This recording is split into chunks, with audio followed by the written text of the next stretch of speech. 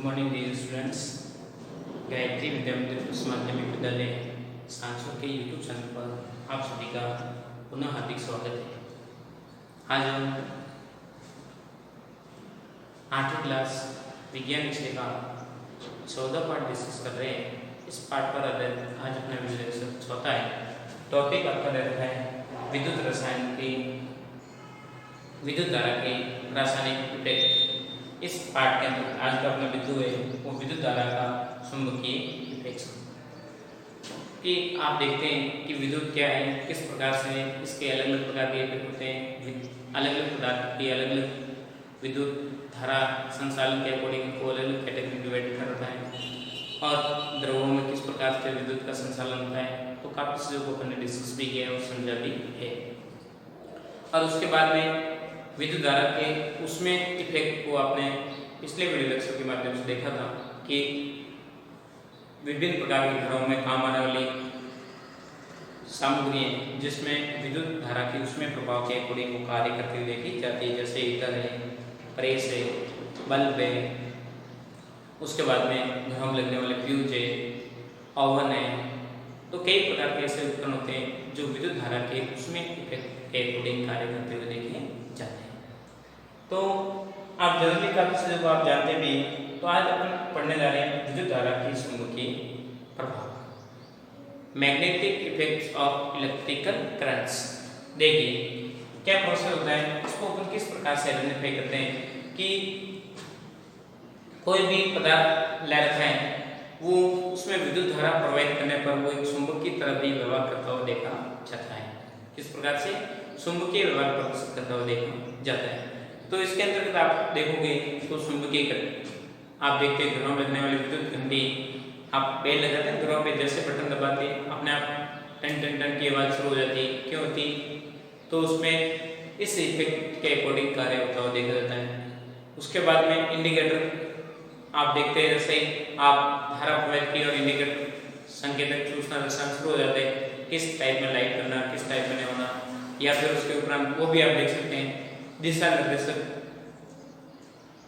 Direction point होते हैं ना, अलग अलग प्रकार के दिशा सूचक यंत्र, वो भी एक प्रकार इस पे डिपेंड है विद्युत धारा के अकॉर्डिंग कार्य करते हुए देखे जाते हैं। तो एग्जाम्पल क्या बताओगे?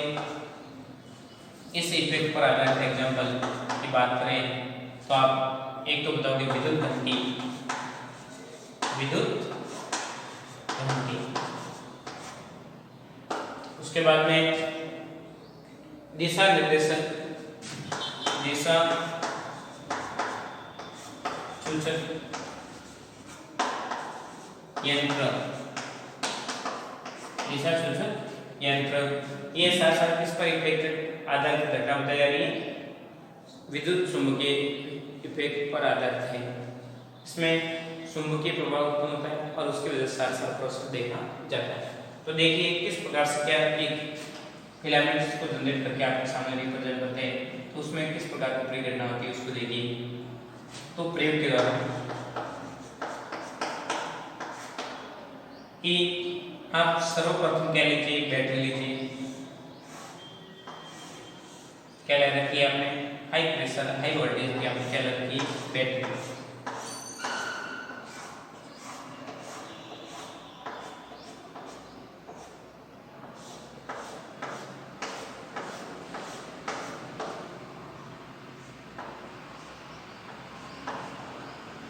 ये बैटरी का रिंग सिरा और ये बैटरी का धन सिरा। इससे फिलामेंट आप ज्वाइन करते हैं, तार कनेक्ट करते हैं। व्यवस्थित जॉइंट क्या होना चाहिए आपका? एकदम सर्किट मजबूत होना चाहिए। जहाँ पे भी आप फिलामेंट पूरा इफेक्ट जनरेट कर रहे हैं, इसमें जहाँ पे भी फिलामेंट जोड़ रहे, तार जोड़ रहे, वो एकदम क्या होना चाहिए? स्टेबल होना चाहिए। लूज ऐसे वायर हिलते हुए नहीं होना चाहिए। ध्यान। फिर धन सिरे के आगे एक जैसे माचिस का डिब्बा ले लीजिए। खाली माचिस का डिब्बा होता है, उसके अंदर माचिस का डिब्बा होता है जिसमें तिलियां पैकेज कर रखी होती है ना, आप जानते हैं ना माचिस।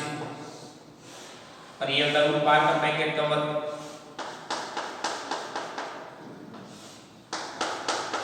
और इसमें ये तिलियां जिसमें आती है डिब्बे में, उसको आपको लेना है, इस पार्ट को लेना है। इस पार्ट को लेके इसमें क्या लगा दीजिए आप? दिशा सूचक यंत्र को रख दीजिए।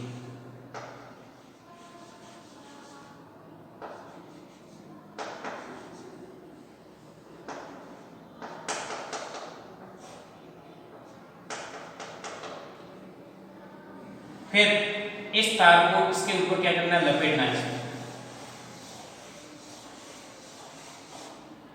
ऐसे लपेट दीजिए। फिर बाद में यहाँ पे क्या लगाना है, आपको एक कुंजी भी लगाना है। क्या लगाना है, कुंजी, मतलब स्विच ऑन ऑफ का। और फिर इस फिलामेंट को आगे किससे कनेक्टेड कर दीजिए, कोई भी अलग फिलामेंट आप लगा सकते हैं, आगे सेल लगा सकते हैं, अलग प्रीफिक्स लगा सकते हैं, कोई भी मटेरियल लेके उसको आगे आप कनेक्टेड कर सकते हैं। तो जैसे मान लो इस फिलामेंट को आगे मान लीजिए आपने किससे लगा दिया कि बल्ब से कनेक्टेड कर दिया, ये स्पीकर लगा दिया, ऑर्डर लगा दिया आपने।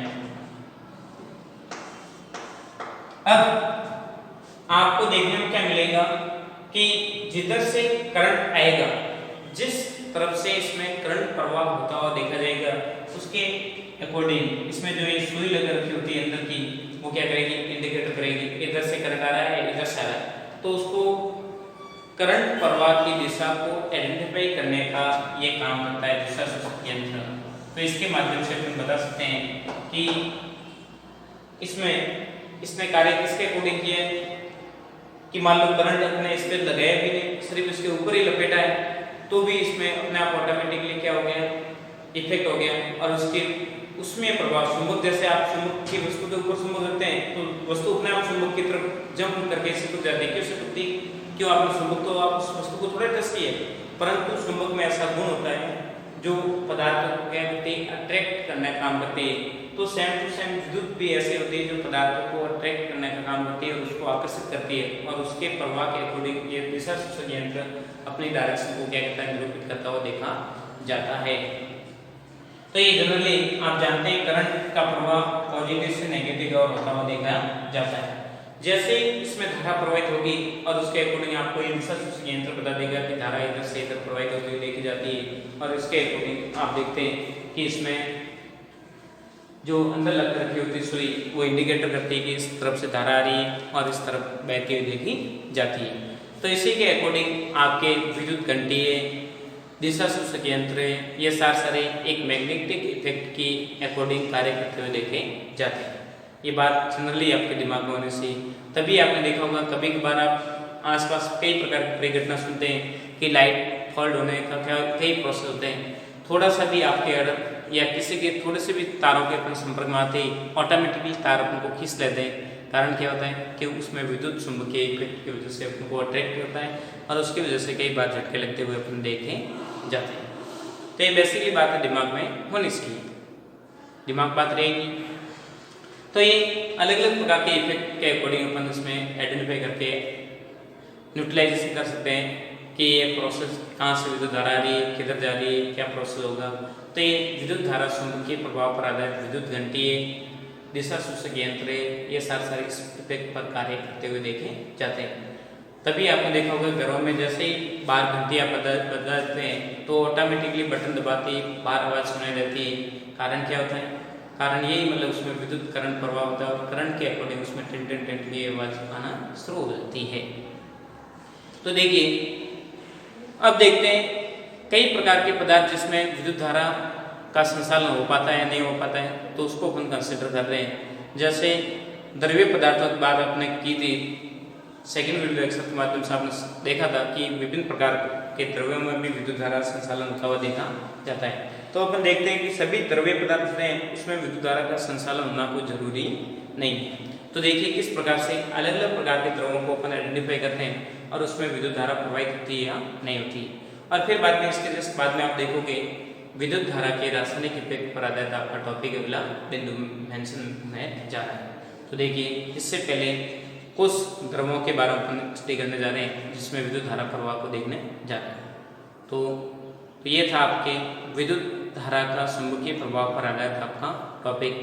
अब लैंग्वेजिकल बेस के अकॉर्डिंग आपको जितना ऑब्टेन मैटर प्रवाह उतना कम है, आपको ओनली फॉर प्रयोग के दौरान आपको समझना और इसके ऊपर जितनी लैंग्वेज लिखने के लिए क्या उतनी आप लैंग्वेज लिख सकते हैं, क्या बताया और उसी को वास्तव रूप से समझते हुए उसमें मेंशन करना है। देखिए कुछ द्रव्य पदार्थों में विद्युत धारा का संचालन का प्रोसेस को अपन स्टडी करने जा रहे हैं। हो गया होगा, एक बार स्क्रीनशॉट ले लीजिए, फिर बाद में आगे बढ़ते हैं। हो गया होगा इसकी शॉर्ट।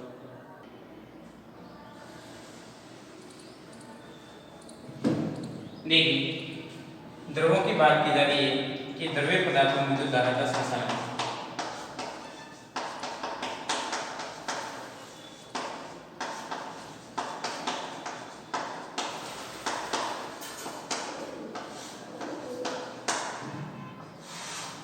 नॉर्मलाइजेशन ऑफ प्रोसेस के अकॉर्डिंग आपको देखने को बात मिलती है कि सभी द्रव्य पदार्थों में क्या विद्युत धारा प्रवाहित होती है, तो अपन कहेंगे नहीं। क्यों? क्योंकि कारण ये है कि द्रवों में विद्युत धारा संचालित होने के लिए उसमें आयन उपस्थित होना अनिवार्य है।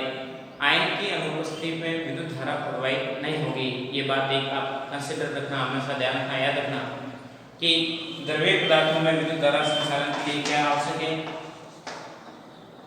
द्रव्य पदार्थों में विद्युत धारा, द्रव्य पदार्थों में विद्युत धारा के संचालन में आयन की भूमिका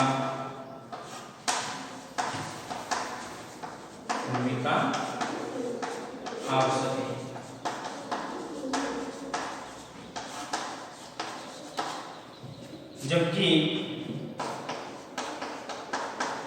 जबकि ठोस पदार्थों में, ठोस पदार्थ और फर्स्ट में लिख लेना धातु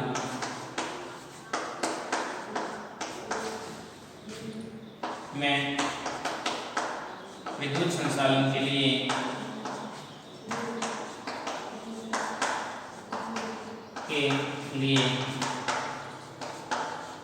मुक्त इलेक्ट्रॉन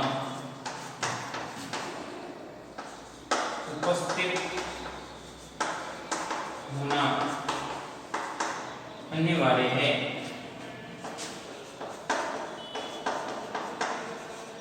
ये बातें आपके दिमाग में होनी चाहिए। जैसे मैंने सेकंड लेक्चर में जो था उसमें ये चीज बताई भी थी कि द्रव्य पदार्थों में विद्युत धारा के संचालन के लिए मुक्त आयन और उसमें ठोस पदार्थों में मुक्त इलेक्ट्रॉन की उपस्थिति होना आवश्यक बताई गई, तो उसकी वजह से इसमें धारा प्रवाहित होती देखी जाती है।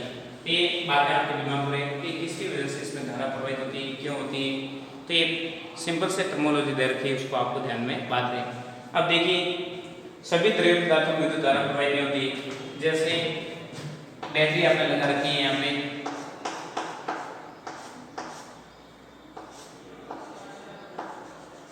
प्लस सिरा और नेगेटिव सिरा, इससे दो फिलामेंट लगा दीजिए और यहाँ पे कुंजी लगा दीजिए। फिर इसको यहाँ पे आपने क्या लगा दिया है, या कोई पात्र या बल्ब ले लिया, कोई भी ले लिया, बल्ब नहीं सॉरी, क्या लगाते हैं यहाँ पे द्रव्य पदार्थ। द्रव्य पदार्थ में दो सड़े डालते हैं,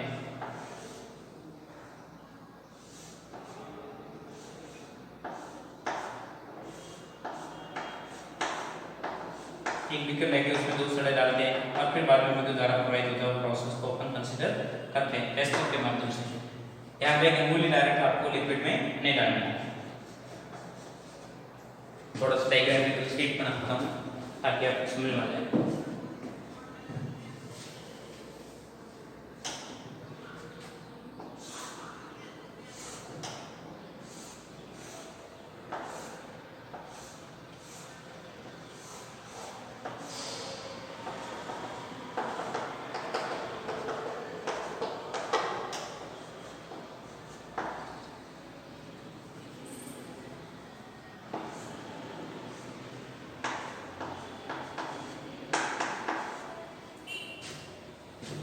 जैसे आपने यहाँ प्लस माइनस का मतलब बैटरी से कनेक्टेड है, आगे किससे कनेक्टेड है, बैटरी आपने कनेक्टेड कर रखी है।